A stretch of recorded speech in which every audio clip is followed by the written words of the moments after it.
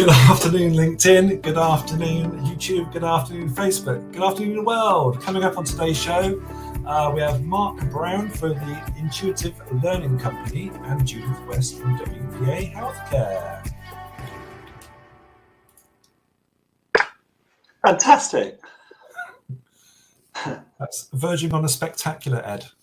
I was quite impressed with your ability to press the right button, actually. Yes. Not normal. Yes. Anyhow, welcome, folks. Welcome to the Gritty Business Show. Great to see you here, live on the internet, live on LinkedIn, Facebook, and YouTube.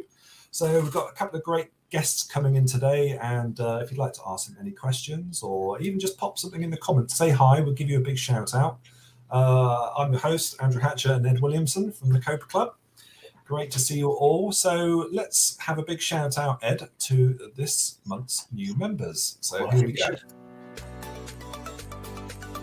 Here we go. I've got to click the right button, Andrew. Again, I'm in that sort of like not clicking the right button mode. But here we go. Let's welcome Peter Vassell from RWBHQ, Ian Miles from Cobra Strike, Rachel Jordan from Cobra Jurassic.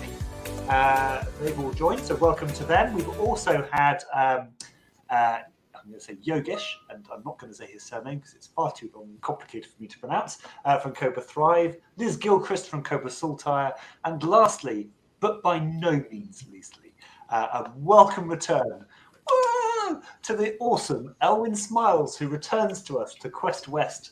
Fantastic. Welcome back on board, Elwyn. Good to see you. Really good to see you. I've got a few comments. I'll say hi to Mr. Zafran Khan. Hello, Zaf. Good to see you. Top bloke. Good morning, Zaf. Yeah, runs Birmingham. I'd like to say hello to Jackie Barnes Monaghan.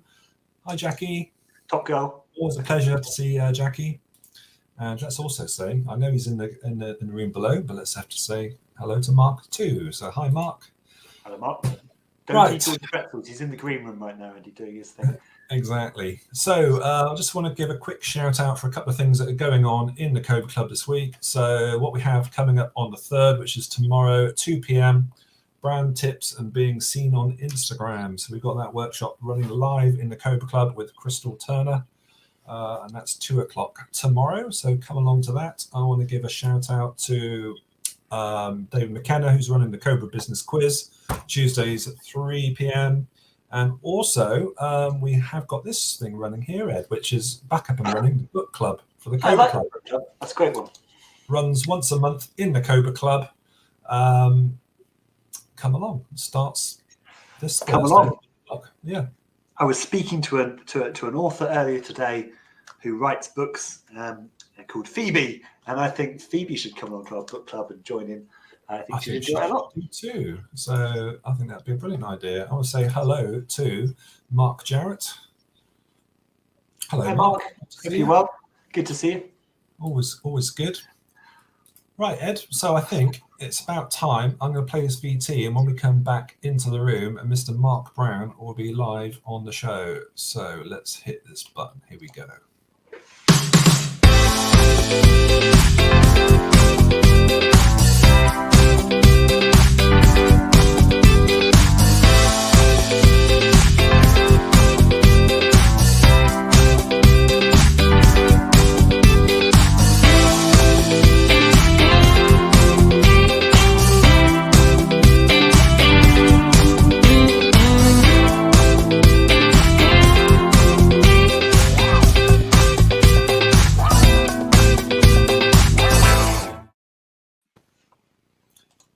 Hello, good people. Hello, Mark. Welcome to the Gritty Business Show. Welcome. Thank you. Welcome to the format. I'll quickly say hello to Phoebe, who just said hello on the comments. So hello. Hi, Catherine UK. Good to see you there, Phoebe. Hope you are. Fantastic. So, Mark, first time on the Gritty Business Show. It is, yeah. I've bumped into you a few times in the Cobra Club. Yeah. So before we get on to about what you do, being the intuitive coach, if you could tell us a little bit about your background, a bit about your journey to becoming the intuitive coach. Well, it's quite a journey. I never, when I was young or younger, I suppose in my teens, I never dreamt that I'd end up where I have ended up. It wasn't, I didn't have this ambition to, to even funny become journey. a trainer, which is where I started out in learning and development. I didn't envisage it, but just I was working. I had a job years ago. I was in sales, and I got made redundant. And I thought, I know what? I'll call the people that I trained me in that job to be a salesperson. I'd phone those people up. They were good people, and to see if they had any vacancies. And they had one. Someone had just left, and I went and filled that spot. And they were still talking to you? Pardon? And they were still talking to you. That's just amazing. You trained them and they were still talking to you. It's quite fantastic. Yeah, I went through their course and they still liked me enough. And I went and worked with them, and I loved working there. I really loved the job. I got to look after a team of trainers and coaches, and be their I was supposed to be their guide, I think, to guide them through some qualifications and help them with their role.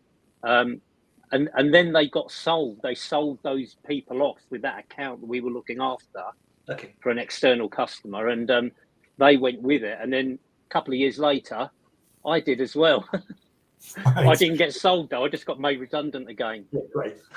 So I then started up with a couple of guys. We set up our own training company, and I was there about 4.5 years. Then I started working on my own, and then about 7 years ago, I found this instrument with the Gallup organisation called Clifton Strengths, and that's where I started to understand about Gallup, like he used to do the music, the get all the music together, same people, Gallup. Do you know what? I thought it was. I'm not sure now. I know they're big into data, so it could. Yeah. They used to do the same way. It used to be the top 10 provided by Gallup, didn't it? That's right. Yeah, but I'm not sure it's the same spelling of the name. I always thought it was, and I started to question that because I'm thinking that the spelling's not quite the same. I'm thinking that the Gallup that did Top of the Pops had an OP at the end. Okay. And this Gallup's got UP, so I'm not sure it is the same. I'll have to ask them because I'll go up there and ask them, but it could be a really silly question, but I'll ask them anyway. Girl, we hate. Are you Gallup or you Gollop? Exactly. Gollop. Yeah. So and that's when I discovered that, I realised I wish I'd have known it years ago, but I didn't. So and that's when I started to look at how I can help people discover how they can become more successful and happier in what they do. They're my two drivers, really. Yeah. Happiness and success. So that's what I like to help people do in whatever their role is or whatever stage of life they're in. Brilliant. So I guess now I suppose that leads us onto the intuitive coach. So is it a bit about life coaching? Is it about business development? How does it all work, Mark? Most of what I do, I guess, is around people in business. So I work with people that run small business, probably micro businesses. So a lot of the people I work with are in that mold, and also work with people that are either in bigger businesses or managers of bigger businesses. And I work with those because the great thing about Clifton Strengths is that it works really well with whatever your role is, but they particularly focus on recent publications and work has been around managers. So it works really well in helping managers manage in their unique way rather than trying to copy a model. Because I've done lots of management training in the past and sales training. Yes. And what I've found is that people find it quite difficult to adapt to doing it the way someone else says. They find that that's quite painful for them. Okay. So if people can do it in a natural way, which just about every job you can do it naturally, then you become a lot happier in that, and you become more successful because it's you. So if I had to ask you a question, Mark, in terms of question mark. Yes, the question mark. Yeah. A top tip for someone about to go through sort of company change and process change or anything changing in their business, in terms of giving that one piece of advice, just wait for it a second. What would that advice be? But don't answer until you see this.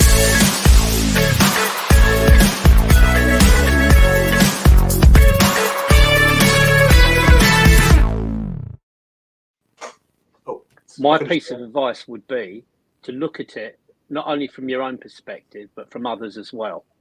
and find out from your own perspective, work on what the payoff of this change is for you. And then when you've found that, you'll buy into it.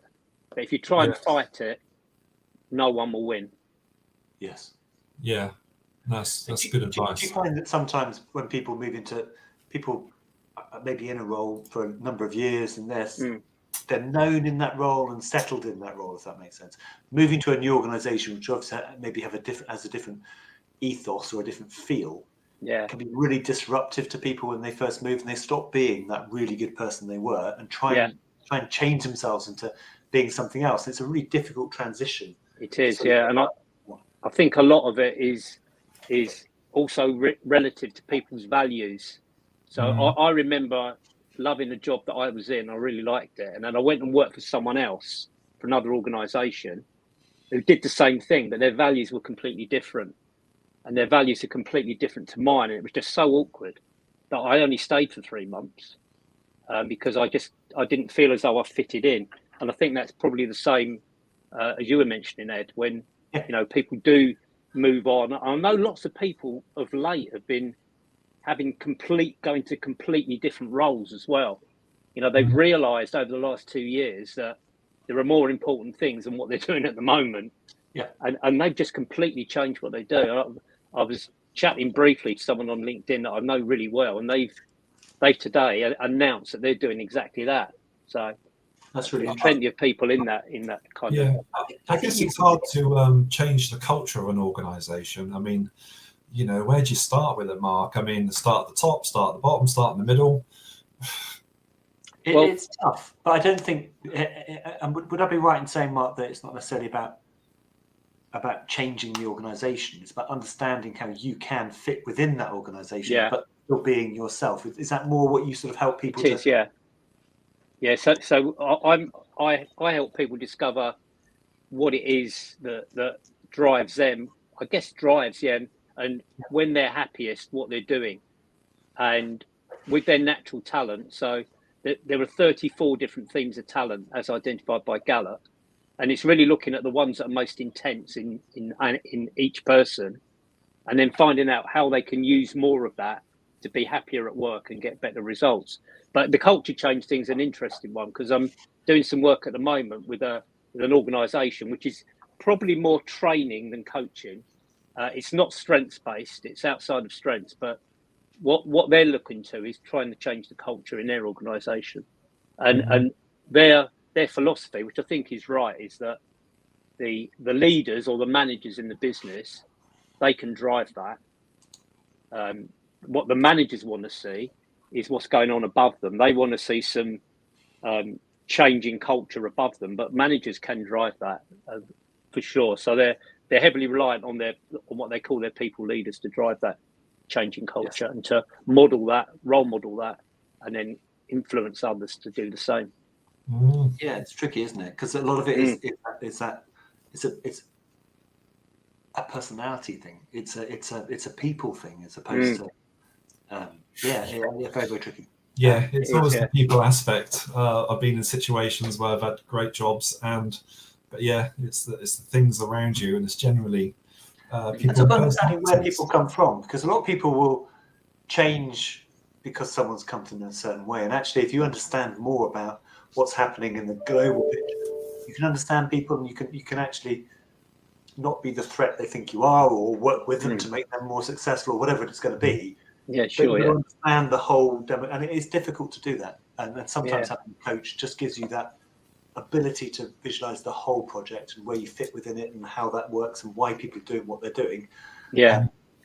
So I think that's the thing about. Sorry, Andrew. It's all right. Keep going, Mark. I was going to say that I think the thing about having a coach, because I usually work one-to-one with people, although I do work with small groups. I think the thing about having the coach is that it's totally about the other person. It's totally about the person who's receiving the coaching. Whereas sometimes if you get bigger groups, you get a bit of dilution, I guess, because it's about a group of 15 people, and what we know is they're not all the same. So everyone's pretty unique. There certainly are when you look at there are a range of talents and the order they appear in. We are pretty unique pretty unique beings. So I think that is a challenge when you've got a group as opposed to one-to-ones. That's why I really like the one-to-one scenario from a coaching perspective. I know a lot of people do group coaching, but I really like the one-to-one piece and giving those people kind of 100% attention and focusing on them purely. So when people are deciding whether they want to spend some time with Mark Brown, Ed, I always think that it helps to know a little bit more about the person than just factually what I do, and understand the person behind it. So what we like to do on the show is ask people questions that, just give a little bit more insight into Mark Brown as opposed to the intuitive coach. So I'm going to play a short VT, and it's going to ask you a question in the VT. Don't know what the T stands for, but video. Can you pause it so I've got time to think of the answer? Yeah, absolutely. We'll say it slowly. All right. I'm joking. Let me click a button, and let's find out a little bit more about you. Okay.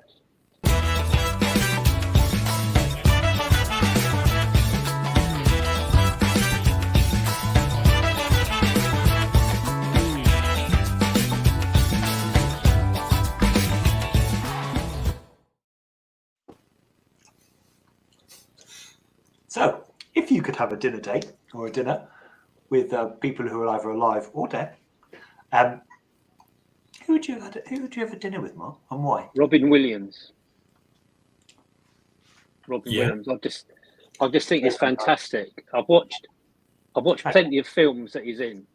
I've watched quite a few of them, and I've never seen one where I thought, well, that wasn't very good. I've kind of loved all of his films. I just thought he was such a funny man as well.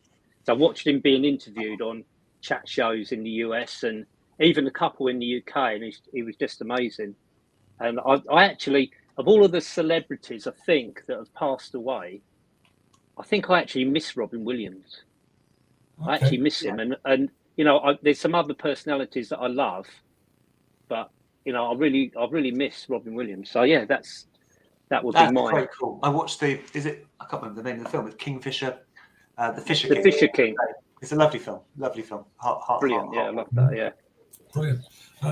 Just quickly, I just want to quickly, before we move on to the next bit, I'll say hello to Tanya. Tanya was on the show a few weeks ago. So, watching from Slovenia. Hi, Tanya. Hey, Tanya. Hope you're well. Who else we got here? Obviously, Mark's busy on the chat. He's all over it, the chat today. So good on you, Mark. Hope you're doing well on LinkedIn. Good to see you. And so that's it in the chat at the moment. But in terms of sort of results you get, Mark, what's the before and after? You must have some great stories of people that you've helped along the way. And what's been one of the most memorable? I think the most memorable is someone that I've been working with for quite a few years now, and Ray, her name is. She was working in an automotive environment in sales, and I met her. I was actually delivering a training course for someone, and I met Ray, and we had a conversation, and I got from the conversation that there was something on Ray's mind about what she was doing at work and how she was performing. So we had a conversation after the training, and I spoke to Ray, and we looked at Ray's top 5 strengths. And I mean, she'd only been doing the job at the time for about 6 months, but she was comparing herself to people that have been there for years, and she couldn't see why she wasn't top of the tree, so to speak. One of her top talents is something called competition. And that's what was driving these kind of thoughts around competing with other people. It was her thing was to compete. And what she started to do was she started to compete with herself rather than with others. So she'd look at the end of the month and compare herself to the month before, and then the month after that, and then the month after that. But that was one of the things that Ray did. And slowly but surely, with that and a couple of other things that she put in place herself, her results started to improve and increase. She became happier, and she did actually become, I think she became the best salesperson from a numbers perspective within the organisation, and then she left. That's a And really then she went and worked somewhere else, and now she's running her own business. Tell me, Brilliant. Mark, that's an interesting thing. You come into an let's just say you are a very strong salesperson, Yeah, and you come into into an organisation, and you know they have their targets, they have their budgets, and you know they're doing okay. yeah. How do you peg yourself? Because if you peg yourself against the numbers that are in place, that could be a fraction of what you're actually capable of achieving. Yeah. So, how would you advise someone to actually do that? To start first achieving the numbers that they are achieving, and then review it, or I mean, is it like a fish in a tank? You know, the bigger the tank, the bigger the fish. So, do you therefore like say no, forget their numbers, let's make your own numbers up? What do you think's possible? Or how do you go about? Well, I think, goals? yeah, I think the organisational numbers are in most instances a good benchmark to go by, because when you are and you win. When Ray started there, I mean, she didn't have the same goals and targets as everyone else because she'd only been there for a few months at the time. So her numbers, the business expectation of her would have been not the same as the best selling salesperson in the organisation. Yes. But then there are people, and I think it does depend on your makeup, on your set of talents. But I think there are people. I know there are people out there that would want to exceed those. Would want to exceed what was presented in front of them. And I guess generally they're the type of people that organisations like. You know, they want the people that aren't going to get to, I don't know, £10,000 worth of profit a month stop because I've hit my £10,000. So organisations generally like people that are going to push on a bit further. So when interviews take place, that's probably what a lot of organisations are looking for in the people, that they've got that kind of hunger to want to keep pushing. But from a self point of view, I believe, if it was me, I believe that I need to hit the organisational goals. So when I was in sales, that was my thing, was to hit the goals. But I always felt that my goals were achievable, but a real push. So I think they were already stretching me anyway. But that might just be me as a salesperson. Yeah, But I've had the opposite as well, whereby have you? You can easily hit the sales targets, Yeah. and they don't want to increase them more than the set percentage. So when it's a large international company I've worked for, they were basically had to hit what they did the year before plus a small percentage. So if you go in there and you do really, really well, next year they've got to do the same again, and they don't want to because they're quite complacent where they are. So it is quite interesting because sometimes you get hostile, if you like, hostility from people who. Yeah. It's counterintuitive. It's like, no, we want to do the business really well. A nerd. I remember going in and doing a presentation once to a company and sort of talking about 10% growth or sort of thing, and stony-faced bored. And then they came back afterwards. I said to one of the guys I knew, and he said, Ed, they don't want any more than 1 or 2%. Wow, it's interesting, isn't it? They have to push themselves to do it. Yeah. And it's quite interesting, the sort of, when you have to really question, I think it comes into as well that SMART goal model, where the 8 is achievable, but it kind of needs to be stretching as well. So it needs to be achievable, but there needs to be a bit of a challenge to it. And I guess from what you're saying, and I do know some organisations as well that some of them don't even have goals, in their sales operation. They don't actually have any objectives, any goals for their people. So I think there needs to be something. Or don't understand numbers. So you'll get, I've had managing directors say to me, Ed, I want to see a 300% growth in margin, and you're like, well, I can give you up to 100% growth, but I can't give you more than 100% growth in your margin, and it's like, and they don't understand it. Well, we mean markup, and I'm like, well, do you, or do you want profit? What do you actually want from your business? And then you have to tone down what you do, otherwise you win friends and you can win a fight and lose a battle. So I'll give you 300% growth. I suppose the first thing from a salesperson's point of view is to, you've got to like what you're doing and like where you're working. Because if you haven't got those two, everything else, how many you're doing a month, or the numbers you're returning a year, I think pales into insignificance from a personal point of view. So I don't like working there. I don't like my manager. I don't really like my job. Then, but I think people don't always. It's probably not going to understand bode well, is it? They don't understand why that is, and I think that's when people come and speak to you actually to find out what it is you don't like, and then actually, is it a small thing you don't like and you love the rest of the job, or is it a fundamental? You know, I'm being asked to sell something I'm not consciously happy selling. You know, what is the actual problem? I think a lot of people don't always understand that. Yeah, and I think you're right, Ed, because there's always things in the job we don't like doing. Absolutely. So we just have to do some of them, don't we? So just quickly, guys, we're going to have to move this on now because time's a ticking. It's amazing just how fast time goes. But in terms of the process, Mark, in terms of if someone wants to meet with you, how does that work? You offer a free consultation, and I do. Get hold of you? Get hold of me through LinkedIn, or they can contact me on that number 07971 832 667, and also by email at mark@emmaby.co.uk. Emmaby is my limited company name. Right. Thank you. Fantastic. Thank you. Well, it's been great having you on the show today, Mark. Sorry we've run out of time. It's just when we get into these conversations, it's just amazing where they go. And just thanks for inviting me. Is the address emarby.co.uk because you're from the north? Marby. Actually, I can tell there is a story behind that. So when I started, it's nice, Ed, I like that. When I started my business, I wanted my initials MRB, but someone had that. So I spelt it out, MRB. No, I like that. Fantastic. I like that a lot now. That's really good. Brilliant. Yeah.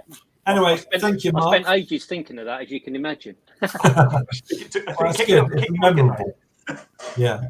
Thanks very much, guys. Thank nice you, Mark. to I'll see you again. Take care. We'll see you soon. Thank you.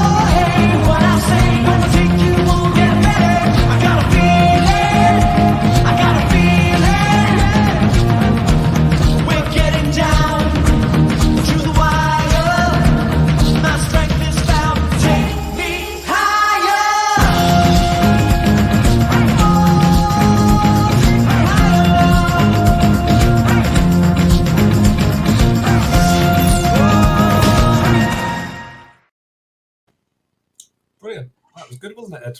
Do you know what? Right, Mark. Oh, fantastic. And it's just, things you don't always question that you should question, and just really, really interesting. It's good to have that discussion again and recommend anyone get in touch. It's an obligation and have a chat and have a see. And I think coaching and a lot of what you do actually, sort of that business consulting, people think, I don't need that. And actually, you only know what you know. So to have these conversations, they're short, they're interesting. If nothing else, you learn from people like yourself and people like Mark. But you can gain so much by it, and actually you can really change your whole business and the whole way you do things very simply in some cases. So I really recommend having one-to-ones. Yeah. Well, I'll take those words as Ed, as your Williamson's wise words for the week. But there is one other question I want to ask you. So I'm going to ask you this quickly, Ed, and then after that, we're going to get Judith in. So here we go.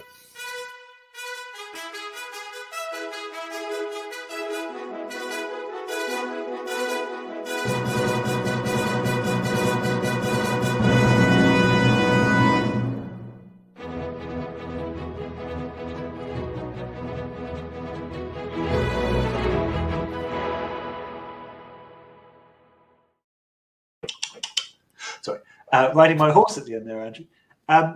Yeah, so I'm going to pick on the inspiration, who is Zafran Khan today. Fantastic.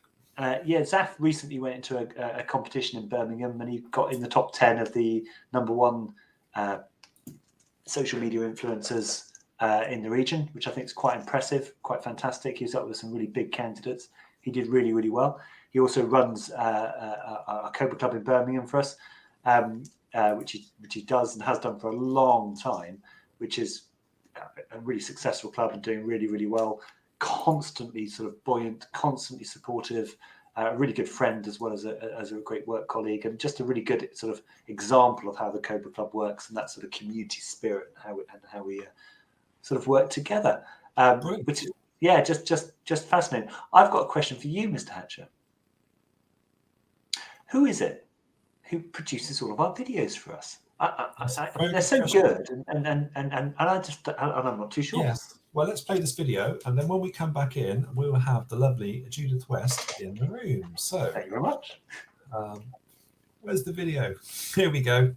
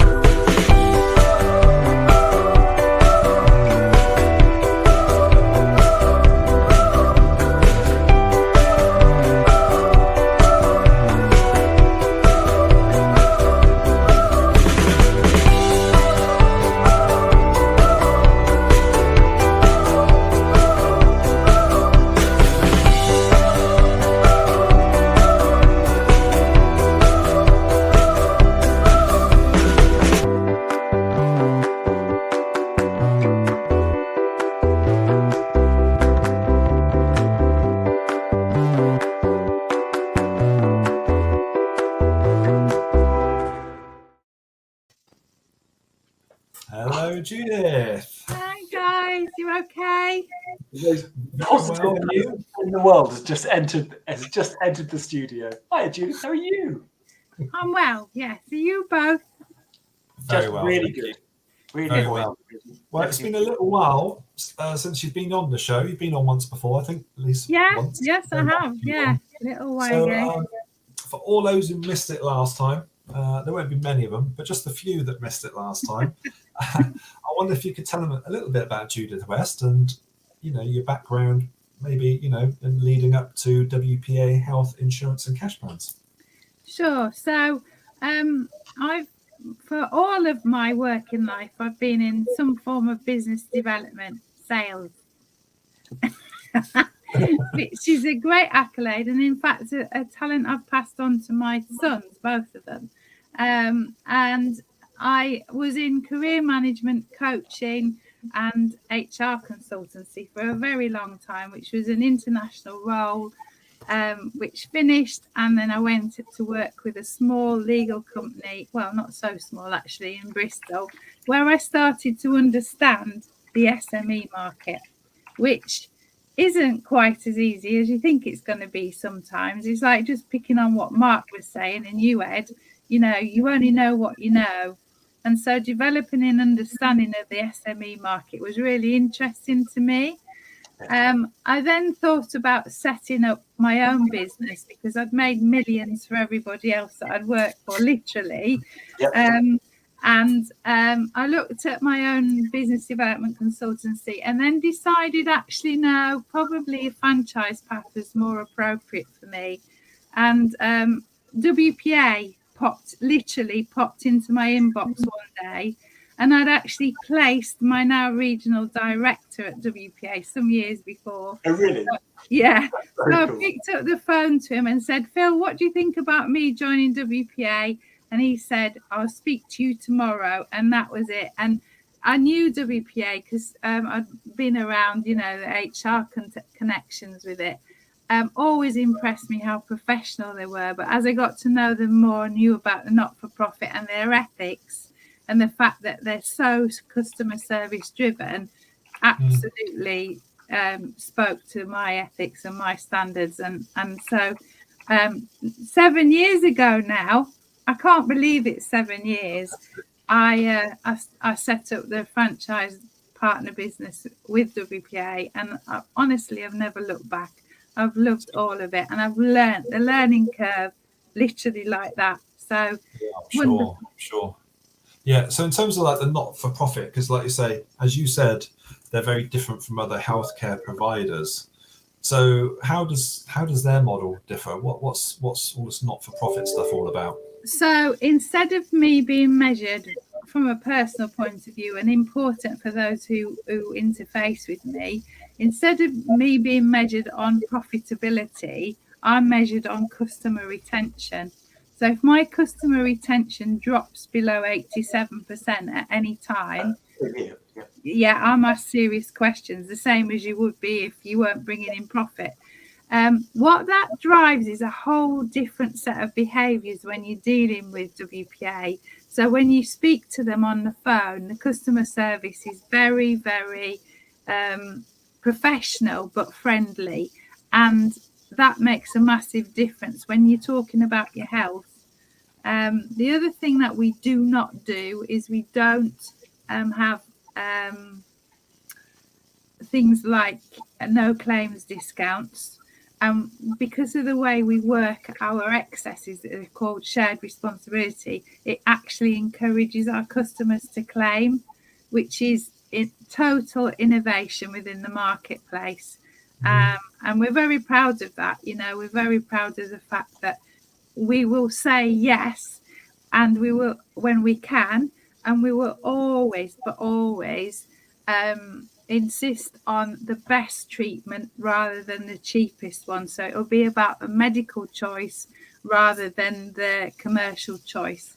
So it's really refreshing to come across a company that genuinely cares about its what would you call them, clients? Customers, clients, members. Because so many don't. You know, they'll sign you up and promise you the earth, but it's the opposite with you guys. And I've witnessed you really but really working hard to ensure that it is the very best service that people are getting for no extra money. It's a fantastic place. The disadvantage is that when people come to me for cover and they take it out, they get stuck with me. That's not good. I'd say that's a good thing, Judith. But so obviously the pandemic's been a rotten time. Probably the nation's health as a whole has just probably plummeted, gone through the floor. Is that what you're seeing? What's happening out there in the big wide world of healthcare, and what you're seeing sort of on the ground, so to speak, at the moment? Okay, so there has been massive changes. Initially with the pandemic, we all know that the private sector was taken into the NHS for a couple of months. At that time, WPA actually gave rebates to its customers. Then after that, it became evident that the tide was turning. We'd never been obviously through this before. Last year, for example, we had a 30% increase on sales, and the age that people are taking out cover has dropped from 45 to 35.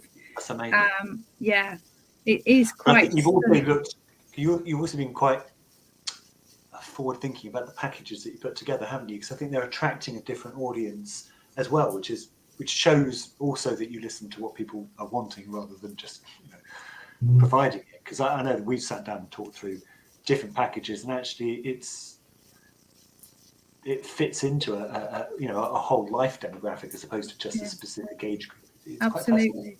So one really good example, and this saddens me sometimes, but then I have to think that at least we're doing something to help, is that one of the symptoms literally I saw last year in the middle of the year was about 4 of my members rang me who had got teenage girls, and there were serious mental health issues going on. As a result of all of that happening, we've now really made our mental health offering more robust. So we've got structured counselling, we've got a really good mental health offering for individuals as well as those that come to us via their companies, and that is heartening, because that's what's needed. Great. Brilliant. And when we talk about customers, I mean, WPA is a large organisation, isn't it? I mean, you've got 100 people using you, 1,000 people using. I mean, what sort of numbers? I mean, how big is WPA?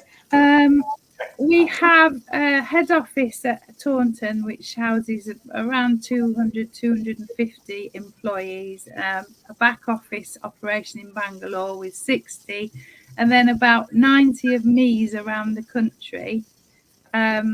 We have something like, last count, I think it was 33,000 customers. Yeah, don't quote me on that. It's around that. No, we're going to quote you. We're going to put Judy West yeah, absolutely. You got it. And it's interesting that because there's a lot of similarity between what you and Mark actually just said. You know, Yeah. Mark tailoring his training, etc., around actually the person and finding out what the person is and how that works, and then making it work. I think WPA are very similar in that. So they'll come, they'll work out what's right for you, and if you've got a company, your company, just and then put the packet. And it's because it's all not for profit as well, which is quite remarkable the way that you know it's put together. Yeah, it is. And speaking of Mark, I actually did his solutions questionnaire, and the strengths insight guide, and it really did help me. Apparently, I'm very high on empathy. You are actually, Judith. I mean, I've known you for a while now, and just as well being in the health game as well. Yeah, but it really did help me. And Mark's really good as a coach because he elicits the information out of you, and I really recommend what he's doing. He's a good guy. Very, very good guy. What we like. And I would recommend people having a chat to you, because it's also it's really important. It's very easy, especially if you're a large firm. It's fantastic. They absolutely should be giving support to their staff. But these days, you know, if you look at people don't, and I think if you look at the costs of not having staff, how that affects your business, and then the costs of recruiting those staff and the cost of training those staff, and actually to give them a benefit, which is a real tangible benefit for their family, for their lives. They get seen quicker, they get served quicker, they get looked after better for what is pennies.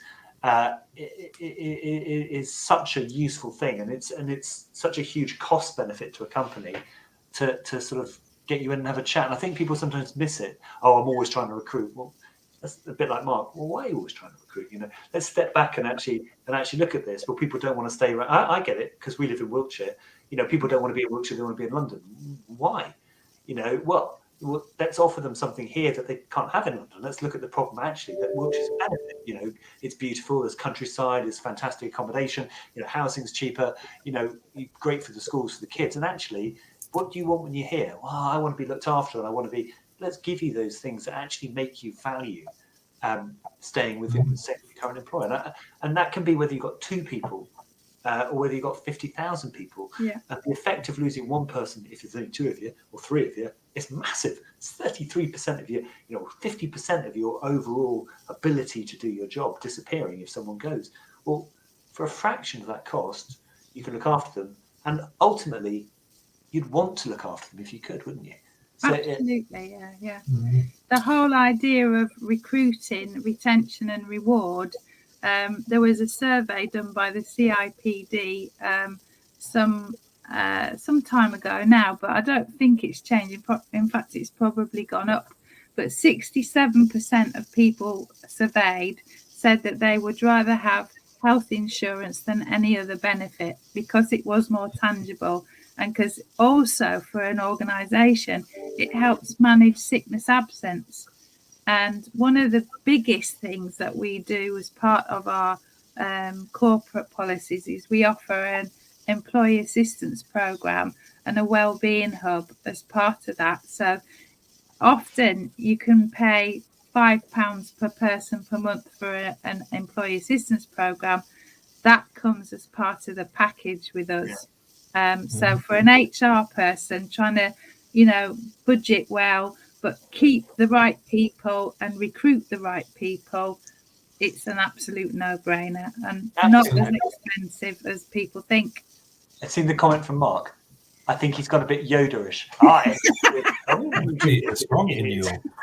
But now, Judith, we are we're not doing too bad for time, but we've only got about 5 minutes left. So what we normally like to do is to find out a little bit more about our guests and really, maybe down the empathy route, or maybe, we all have that things that we wish we could have said to ourselves many years ago. And so this is going to be a question. You're going to have a couple of, about probably 10 seconds to think about it. So we're going to hit this button, and then when we come back, we'll see where we are.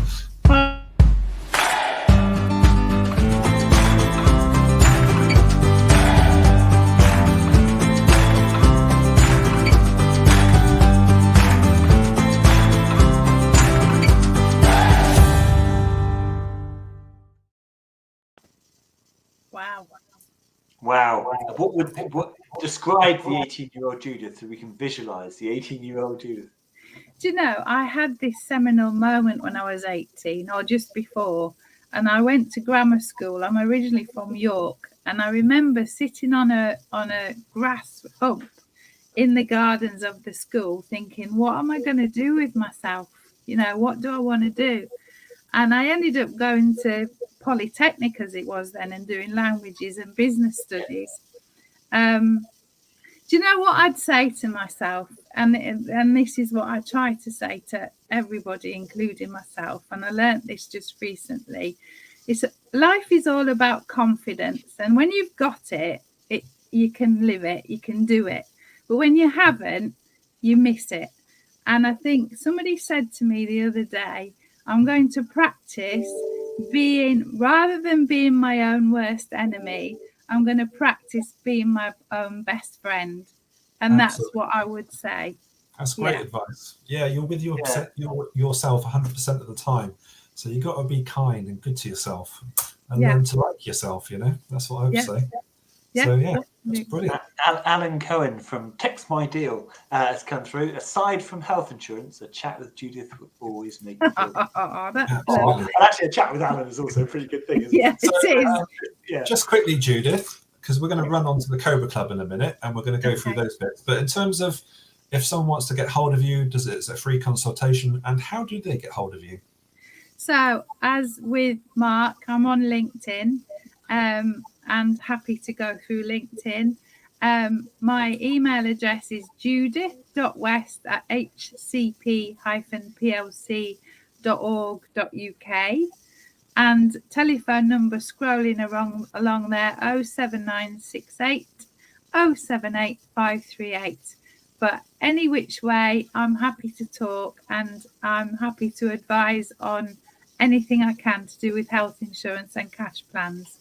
And how that works, also sort of because of your knowledge, how that actually works within an SME environment. It's really, really important. Well, I definitely recommend anyone getting in touch with Judith. But now we're going to quickly add just a couple of minutes, and then you're going to help us play out at the end today, Judith, because you do something else that people may or may not know, and you're a Cobra Club leader, aren't you? I am. I'm very proud to be a Cobra Club leader, and I head up Quest West on a Tuesday from 10:30 to 11:30. That's the one. We get quite a few people coming to Quest West these days. We have different speakers on most weeks, but the whole premise that I've built Quest West on is actually keeping it simple, sweetie, and not being afraid to ask the stupid question. Because I remember in my early days in SME wanting to ask the stupid question and not daring. So it's a really safe environment for people to come, find out about the different things that make businesses successful, and support each other. There's been lots of support going on between the members of Cobra Club that come to Quest West, in terms of one-to-ones and then passing on leads and referrals. And it absolutely makes my heart sing when that happens. So, love it. Fantastic. Well, this place definitely wouldn't be the same without you, Judith. And we appreciate all your help and support. And, integral part of the Cobra family. So thank you so much. But with that, what we're going to do now, Judith, we're going to sort of start the end sequence of the show. So the end sequence starts obviously by us going through all the networking events. So Ed starts, you'll go second, and I'll go third. When we get to your event, Judith, then you can read that one out. But you're going to have to read quick. You get about 5 to 10 seconds. Well, 10 seconds. Here they come. We test out all the Cobra Club leaders on this to see about their Cobra knowledge when all the events are.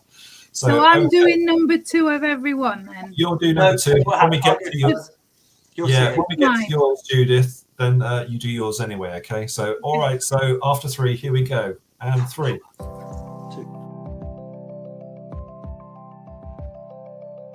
And don't forget to unmute yourself as well. Monday Motivation, every Monday, 9 till 10. Come and join me. We get the diary full of appointments for the week. It's a great meeting. Christie's Virtual Coffee Club, great place to thrive and connect on a Monday 3 till 4. Brilliant. Next up, Cobra Creative with Hannah Matarazzo every Monday, 4 p.m. to 5 p.m. Come along and meet Hannah. Oh, and then you can meet the man, my hero of the week, Zafran Khan, who runs Monday Mayhem every Monday, 7:30 to 8:30. Grab a drink, log on with what we like to call Clubalosa.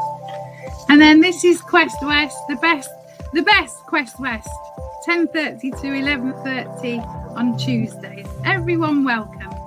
Brilliant. Next up, the Cobra Business Quiz with Mr. David McKenna every Tuesdays, 3 p.m. to 4 p.m. Come and have a bit of fun in the club. And then on a Wednesday morning, 9 till 10:30, Make It Happen Hub. It's an accountability hub with Elaine Atherton. Really fantastic meeting. Great place to reboost your business. And one of my favourites is David Lockett and his investment lounge. This man has got wealth of knowledge, and that's on a Wednesday at 10 o'clock. Brilliant. Quickly followed by his better half, Beverly Lockett, #1 Amazon best-selling author, The Hive Mastermind. Bring your business problems every 2 p.m. on Wednesday. And then on a Thursday morning, you can join the inspirational Yvonne Taylor, 9 till 10 every Thursday for the Jigsaw Hour. And then on a Thursday 1 till 2, Chris Mason with Cobra Strike. Chris is great. Brilliant. Next up, the Speed Networking Business Generator. Every Thursday, 2:30 p.m. to 3:30 p.m. with Kath Kirkland. And then you can start Friday mornings, as you should start Friday mornings, down the South Coast eating fish and chips with the inspirational Louise Montblanc first thing Friday, business 8 till 9 o'clock on Friday morning. And another one of my favourites, Katrina Ellis, doing troubleshooting like nobody ever does, Fridays from 10 till 11. Lovely. And then we have the Cobra Express with Mr. Alan Cadden, all the way up near Glasgow, every Friday, 2 p.m. to 3:30. Come aboard the Cobra Express. And then you can finish off a Friday with Wind Down Friday up in Scotland, Sharon Ritchie, where we have a good old knees up, 4 till 5:30. Get absolutely drunk. We'll see you there. But where is there? Ah, well, there would so happen to be thecobraclub.co.uk. So if you're interested in just finding out a bit more about us, pop on to www.thecobraclub.co.uk. Would we like to see you? If there's a virtual tour button, you can click and book a virtual tour, and either Andy and myself will show you around the club, tell you about all the different things. The Cobra is quite a unique place. It's open all day, 10 to 5:30, as you've just seen, with loads of networking events, loads of business experts who are just here to help and support your business. So come along, get involved, www.thecobraclub.co.uk. Fantastic. Thanks, guys. It's been a great show today. Really enjoyed ourselves. Thanks once again to Mark Brown and Judith West. Another fab show. So we'll say goodbye. We'll see you all next week. Take care, everyone. Thanks, both. Bye. Now you're watching me. Yeah, all eyes on me. 'Cause I've been living the good life. So come fly with me into my fantasy. And we be loving the good life, good life. I think this dream now just hit me. Why don't you just go there with me? Surfing the skies and splash in the clouds. Dance in the crowds and laugh out loud. Holding your hand, unfolding a plan. Two souls in a land like gold in a pan. Float in the breeze or soak in the sea. Come go there with me where we both wanna be. Lie on the beach or fly in the streets. I'm trying to keep this vine in the reach. Putting everything I do aside, me and you approach. We can travel to the very end of the universe. You and me are meant to be divine energy. Living with no rules up on the dream and throw away the keys. Come on, live this up now. Good life, good laugh, good love now. Come on, live this with me. Good laugh, good love, we live free. Come on, live this up now. Good life, good laugh, good love now. Come on, live this with me. Good laugh, good love, we live free. We need to rise with these new eyes. Pull the disguise off of these blue skies. Lights of the city reflect off the shoreline. When you're living this life, you want more time. Rewind the time, align, plan it. Ride this comet to a new dynamic. Your eyes on me, mine on you. Living the good life, we do what Now we you're want to. watching me. Yeah,